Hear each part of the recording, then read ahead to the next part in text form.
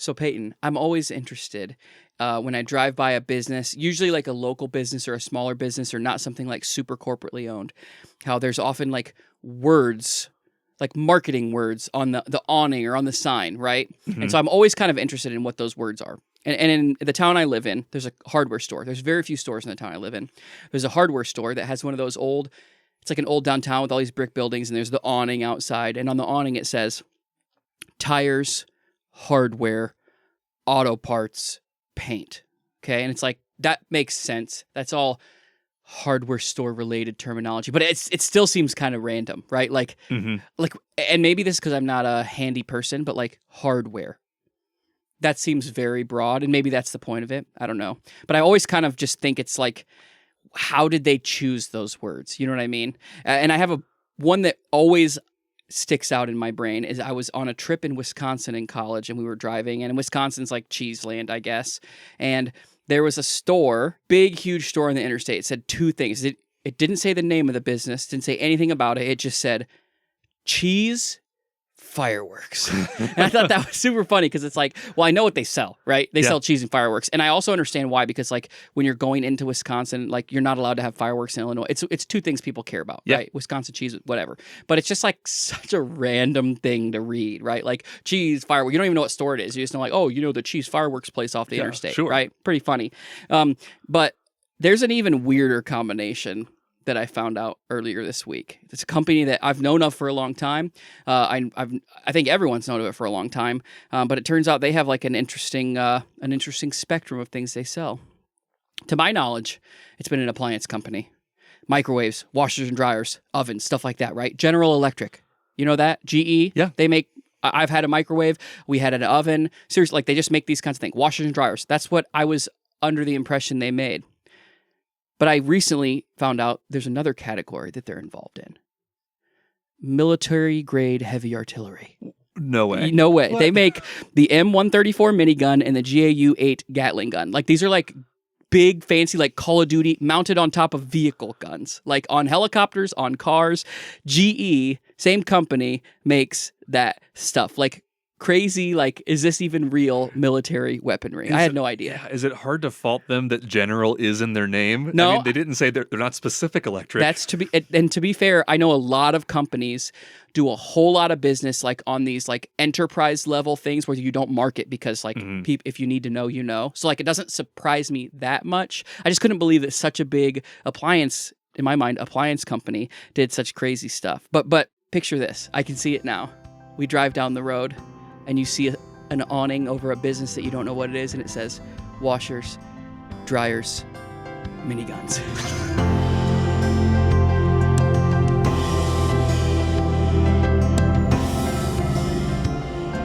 Welcome to the Factoid Podcast. You didn't ask for it, but we're going to tell you about it anyways. My name is Payton Gessel. And I'm Chris Humphreys.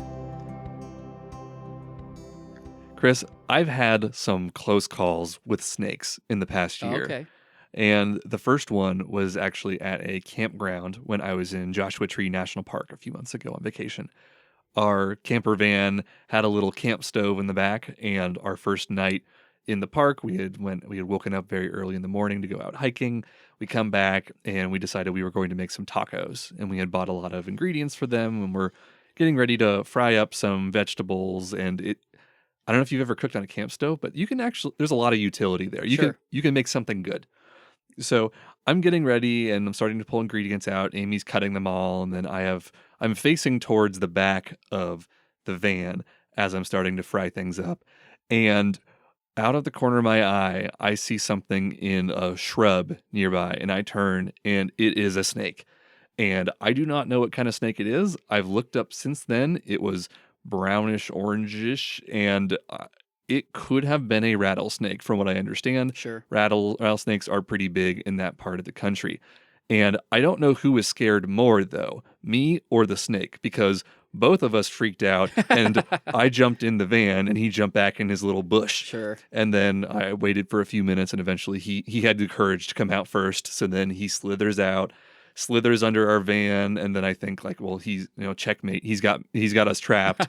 And then I wait a few more minutes, and he was gone and never saw the snake again. So thankfully, crisis was averted in that situation. And then a few weeks after that, I had another close call at a trunk or treat that I was doing around Halloween time. And our trunk's theme was the animal kingdom, which it was kind of a last second idea. Sure. So we found a bunch of stuffed animals that like a friend had from when their son was younger. So then like in the corner of our closet here, I've got this king's robe at the end Okay, that, there it is. yeah, it's a very cheap robe. And then I think I had like this golden goblet that I had from like a joke a long time ago, and I was the king of the animal kingdom. But we were all set up and we had all these animals and some of our friends dressed up as different animals to fit the theme. And our friend's 4-year-old daughter, Lena, came over and was hanging out with us. And she's old enough that she will participate later on in the night, but she was helping us give out candy. And she loved all the stuffed animals that were in the back of our trunk. And she grabs this very large snake that it looks very cartoony. It's like a plush toy. But she decides that she's going to have the snake give out candy to all the little kids who are Okay. coming by. But she was worried that people would have problems with the snake and be afraid of it. So Yeah. she made sure, in her words, that they knew that it was a nice snake. Sure. So she is grabbing suckers and like sticking them in the mouth of the snake with her hand. And she is flailing this snake around at kids her age, yelling, I love you. I love you. Because that's the way to let everyone Yeah, know. that's a well, nice snake. It's a nice snake. Yeah. Yes. So in that situation, though, everyone was aware that there was a snake around, that Yeah. there was no way for people to not know, basically. And I actually learned that that is an innate human skill, that we are incredibly good at identifying snakes. Hmm. And this is called the snake detection theory. Other people call it the snake detection hypothesis. So note that it's not the snake detection truth. We think it's true. Okay. And I wanted to kind of explore what is the snake detection theory and possibly how that works. So the snake detection theory states that over the years, through the process of evolution, humans have gotten so good at identifying snakes that snakes have actually helped humans' vision skills develop over time. Hmm. And our sense of sight is our best sense, specifically because of snakes. So if you think about it, the people who aren't very good at identifying snakes are more likely to get bit, more likely to die. And Sure. the skill of being good at finding a snake before it finds you is something that, like, over time, those are the people that are going to live long. They're going to teach their kids like how that all works.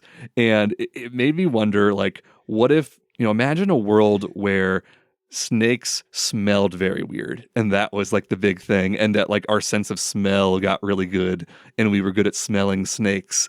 And then like I was thinking about then like, what's the point of having a dog? Do dogs become man's best friend if humans are good at smelling? Yeah. So like, are we good at smelling snakes? And then like, I don't know, like a bird becomes man's best friend because they can see better. I don't know. My mind kind of was going out of That's control, but I was interesting. like, It's very it's interesting. so crazy that the vision in the snakes, like that's what has kind of made us what we are today. So how does this work on like a scientific level?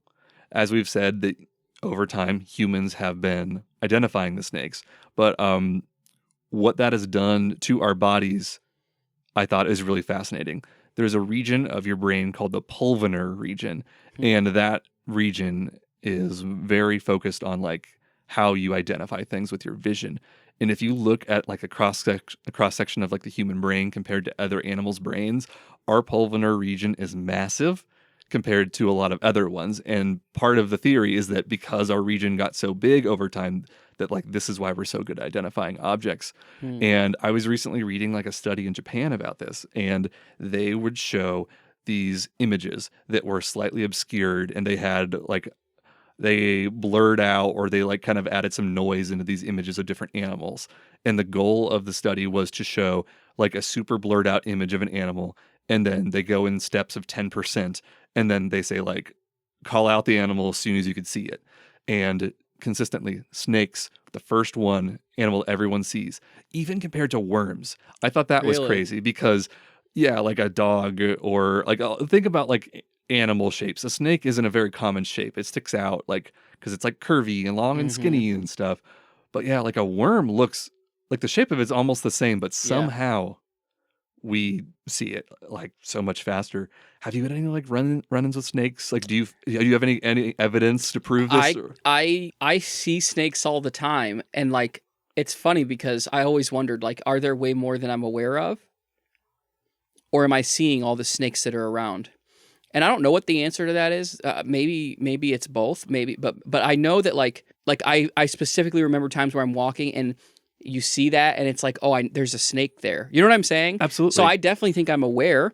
I have run-ins with snakes through the years. I remember as a kid, one of the first times it was ever like scary to me was my grandpa had this swing he made like on a big tree, a walnut tree. Okay. And we were swinging on it. It was just like a board with ropes tied. It was like a huge tree. We were swinging on it, and then we looked down and there was a snake. And so me and my sister like, oh, ran away. Right. And then we just threw walnuts at the snake. As one does. Yeah, just over and over again. And so that was kind of like a run-in with them. But like I've also seen an abnormal amount driving, like, which is weird, right? Because normally you like that's not something you would even notice. But I very like many times I'll see it slithering across the road and be like, well, you know what I mean? What can you do, really? Exactly. So yeah, I don't know if I'm extra aware or if like more than other animals or not necessarily, but I definitely am aware of snakes. Yeah, and I think what's very strange to me is that we aren't practicing this skill all the time. That this is not a frequent occurrence. So I would think in theory we should not be good at this. That we should be better at identifying, I don't know, spreadsheets or like some sort of thing that is more we run into more on a daily basis. Yeah, so, I mean, you don't see a snake every day. Right, exactly. Yeah. Another crazy thing I learned is that it's not just the vision that affects people. Even hearing the word snake is something that sets people off, and people have measured just like how your body reacts when you hear the word. And obviously that's language dependent on what you speak. Right. But the idea even, not that just seeing a snake sets you on high alert, but hearing snake is just like sets people off. It's maybe in the future we'll be able to smell them. Yeah, maybe like Have you seen that incredibly viral video from like 15 plus years ago on YouTube with the guy just saying, "I'm a Slytherin snake"? Yes. Yes, absolutely. It's a good one. Yeah, absolutely. Yeah. So I guess I wanted to issue my first public service announcement to you. Okay. So if you are ever out in nature and you think you see a snake, never second guess yourself. You are right, and it's actually one of your many hidden talents.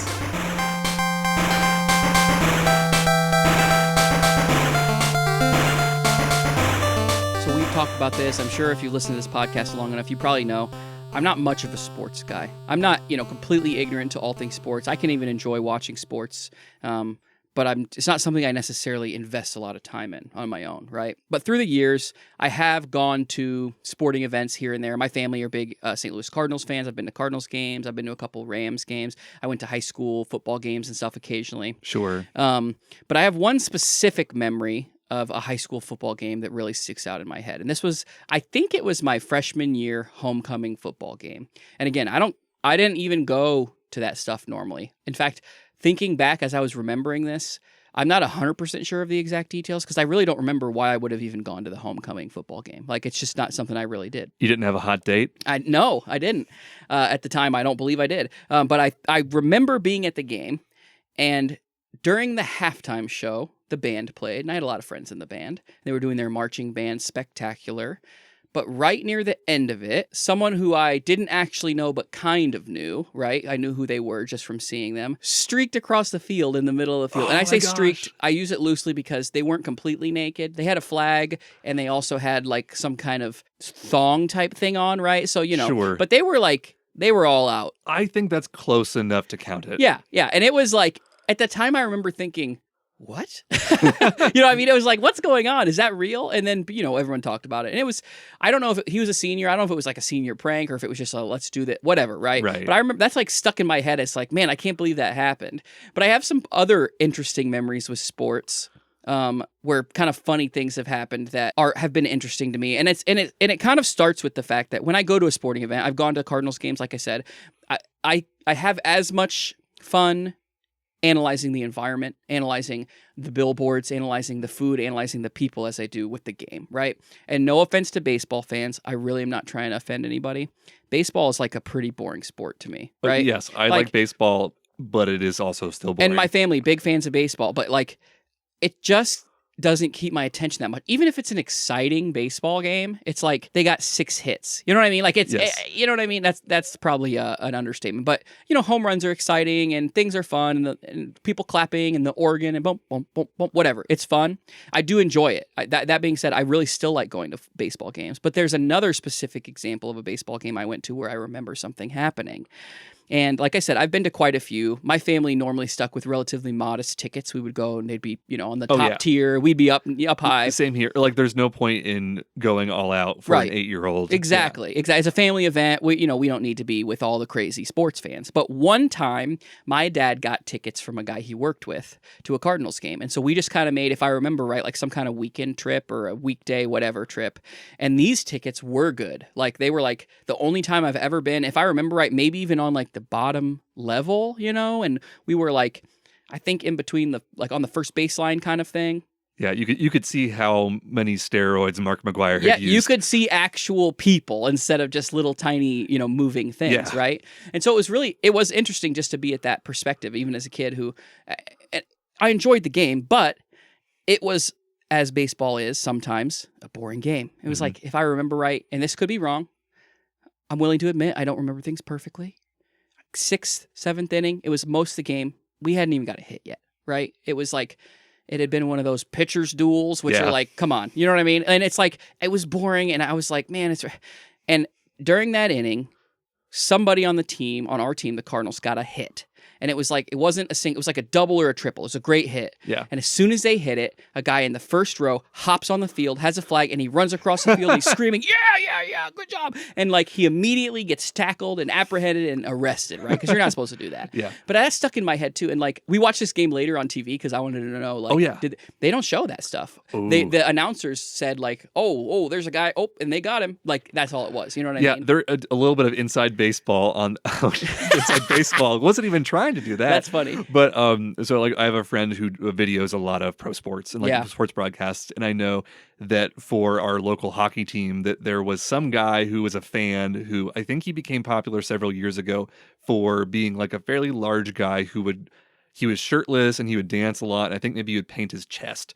And I think maybe the first time this happened that the camera crew puts him on and it's like kind of a funny thing, but then it starts to kind of blow up and get a lot more popular. Right. And I'm pretty sure they told him future times that like when that guy is dancing, do not put him on the screen anymore, because probably some network executive got in trouble because of it. And yes, so I'm not surprised that something funny like that you get to witness in person doesn't get allowed on TV. Right. I sort of have enjoyed that because, like, again, not being a huge sports fan, it gives me like a reason to enjoy and to like fondly remember all this stuff that I otherwise I don't remember anything about any of those games. You know what I mean? I don't know who won or what happened, right? But it was like those things like have stuck out to me. It's like, oh, this is fun and interesting to watch. And I think one time like a squirrel got on, like stuff like that. Oh yeah. Just like interesting.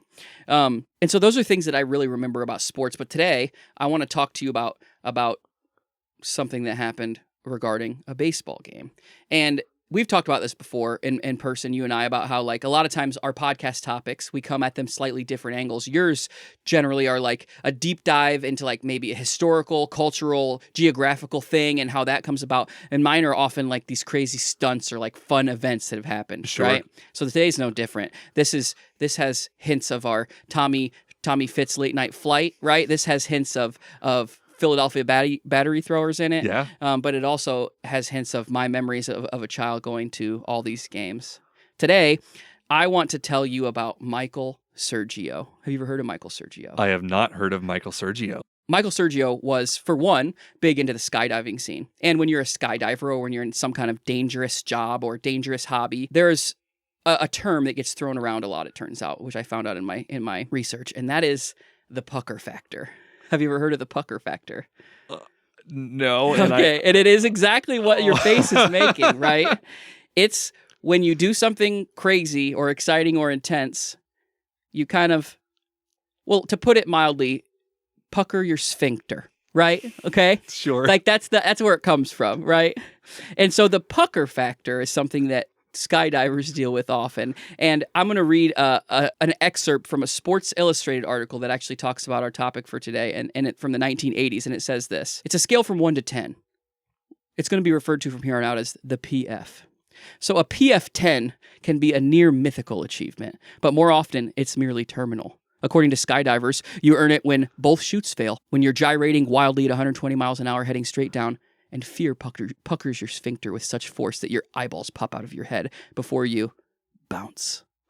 First-time jumpers often believe that they've experienced a PF-10 on that initial step out of an airplane, but unless something goes terribly, monstrously wrong, the objective PF rating of your first jump is closer to a 1.5. Objective. Wow. Yes. Like this is scientific. Yeah, so this is, I know. So this is crazy, right? So 10, pucker factor 10, that's an anomaly, right? But today, if you were to ask Michael Sergio about that fateful night in 1986, he will tell you that it was probably at least a PF9. Who is Michael Sergio? You don't know? I didn't know? That's a great question. Well, first off, he's an actor. He appeared in a plethora of films, big screen films. I don't know if I want to say a plethora, really. Examples, Men of Respect, Under Hellgate Bridge, Revolution Number 9, Takeout. I've never heard of any of these, but he has credits on all these movies. They're from the late 90s, early 2000s. Okay. He hasn't really stuck around in the acting game too much.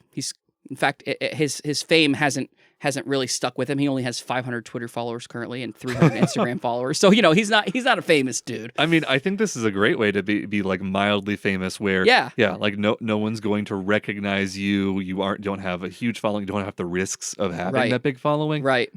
But he is an actor, right? When you Google his name, he will say actor, but it will also say one other thing. In 1986, Michael Sergio jumped from a plane into Shea Stadium, where Game 6 of the World Series was being held, wearing a homemade flag that read, "Go Mets." He skydove into the stadium from a not really allowed flight, right? Yeah, because I think Shea Stadium, I don't know, I think they've torn it down and rebuilt it, but I think that's in Queens. Like that, because I know a lot of New York sports don't take place in New York. Like in football, the Jets and the Giants, they play in East Rutherford, New Jersey, and it's often more suburban, but like I'm pretty sure Shea Stadium is kind of in the thick of it. Yeah, it's in a busy place, right? It's a busy place where you're not really supposed to be flying around. And while that is wild and crazy, and that's what really drew me to this story, it's actually not necessarily like it's not the first time that there's been a demonstration of someone jumping to a field, but it is the way that it happened and everything that happened and the background of the story that really kept me interested. Like, how can this happen? How can someone do this, right? What has to go into it? What had to happen before this event really could take place?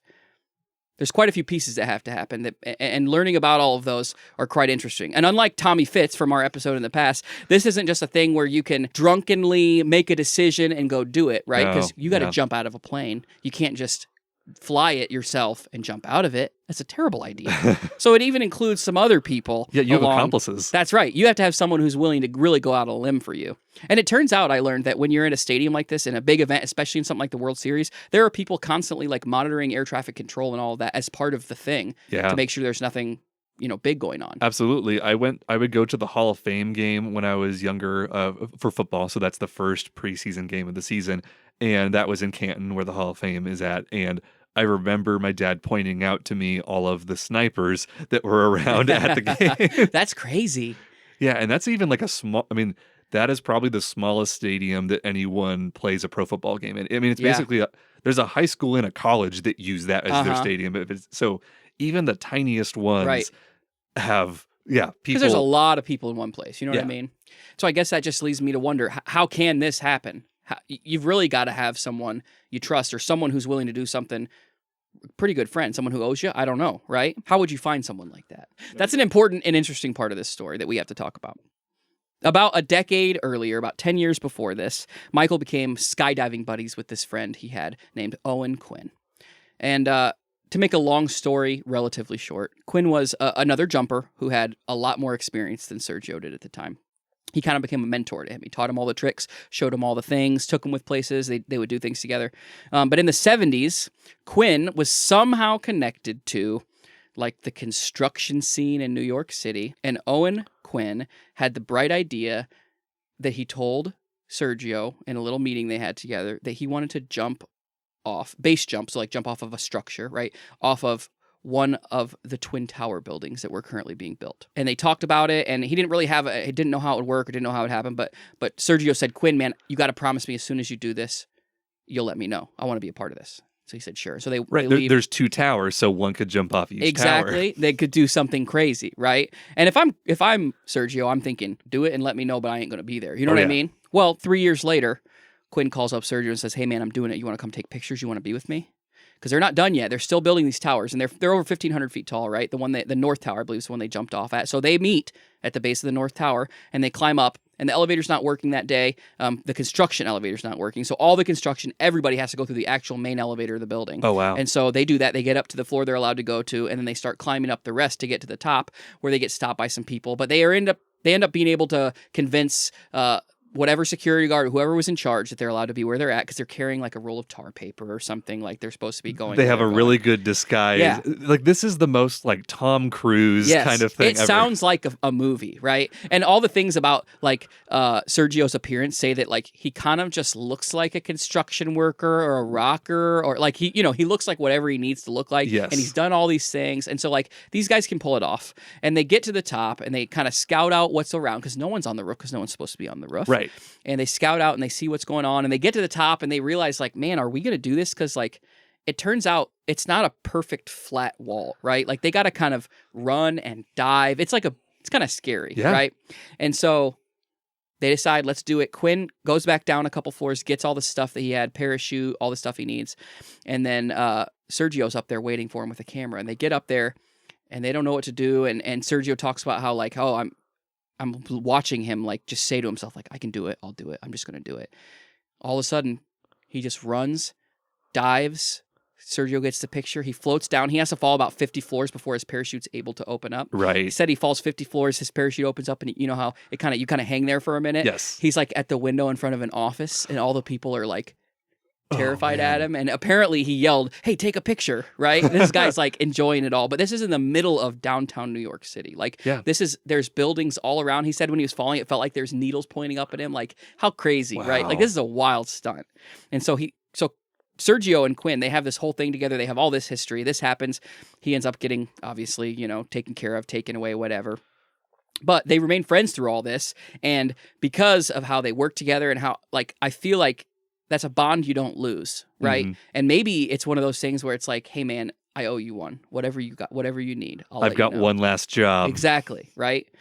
And so keep that in your mind as we move forward. So we're going to move forward about whatever it is, 8-10 years from this point where the 1986 World Series is going on. And the Mets are playing the Red Sox. And we make it to game, whatever, they're at game 6, right? And so what has to happen is in game 6, the Mets have to win in order to go to game 7 so they don't lose. Because they've only won, they're at the point where if they don't win, it's over. Mm-hmm. And so before this game happened, Sergio decided, like, if I'm going to do it, I got to do it. This is the day. Like, he had this grand idea. Like, I've got to do it. And if I don't get it done, like, it's just going to go away. My opportunity is going to be gone. I won't have an ability to do it at this place for this game. Like, I've got to just do it. They need encouragement, right? And in this article, it talks about how he went to, like, this specialized store that made banners for parachutes. And he's like, I want to get one that says, Go Mets. I want to encourage these guys. Yeah. Well, they quote him a price and they say it might, take this long. He's like, I need it quick. So he ended up just like going and buying a bed sheet and painting it, right? And this is what he does. And he's got a pilot and he's got everything figured out. He's ready to go, ready to do the jump. Well, the night before, the pilot, rightfully so, thought about, what the heck am I doing? And he calls him up and says, bro, I'm not doing it. I'm sorry. Peace. Good luck. Go Red Sox. That's right. And go Red Sox. And so Sergio's like, what? This is ruined. What am I going to do now? And he looks around. He's like, how am I ever going to find a pilot? Because keep in mind, this plane, they're flying out from a different location, like kind of a small airstrip.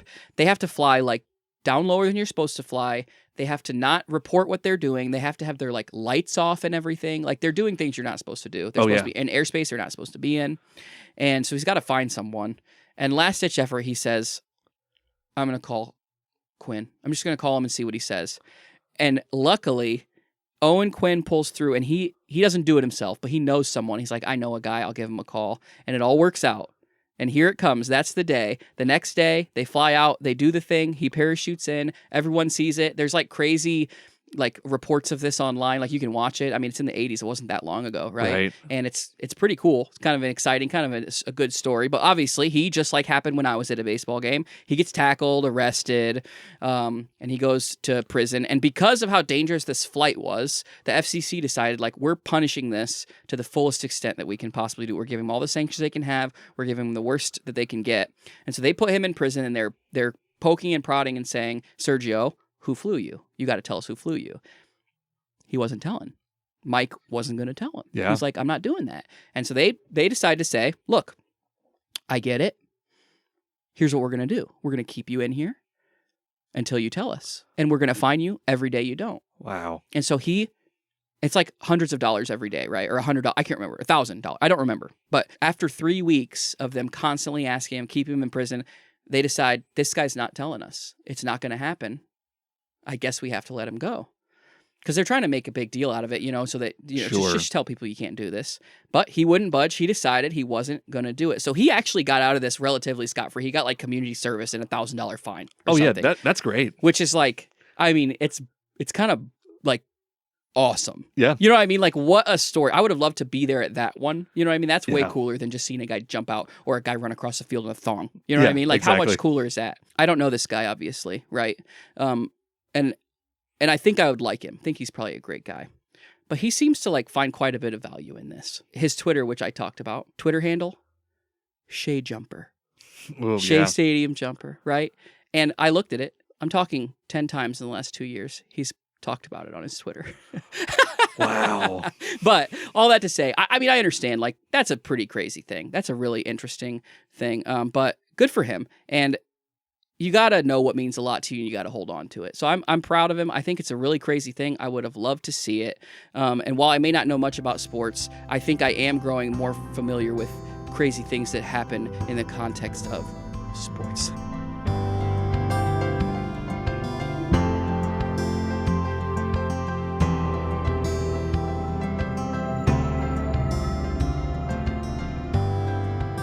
Thank you for listening to the Factoid Podcast. As a reminder, we are still doing our Christmas giveaway. So if you want to receive some of the items that we are giving for that we talked about in our Christmas episode, then you just need to go to chrisandpayton.fun. That is the URL, chrisandpayton.fun. And you can enter to possibly win the Kagane statue and a piece of fruitcake. You're really not going to want to miss out on that. But as always, you can find us everywhere you get your podcasts, on our website, factoidpodcast.com, and you can enter that giveaway at chrisandpayton.fun. We'll see you in 2 weeks.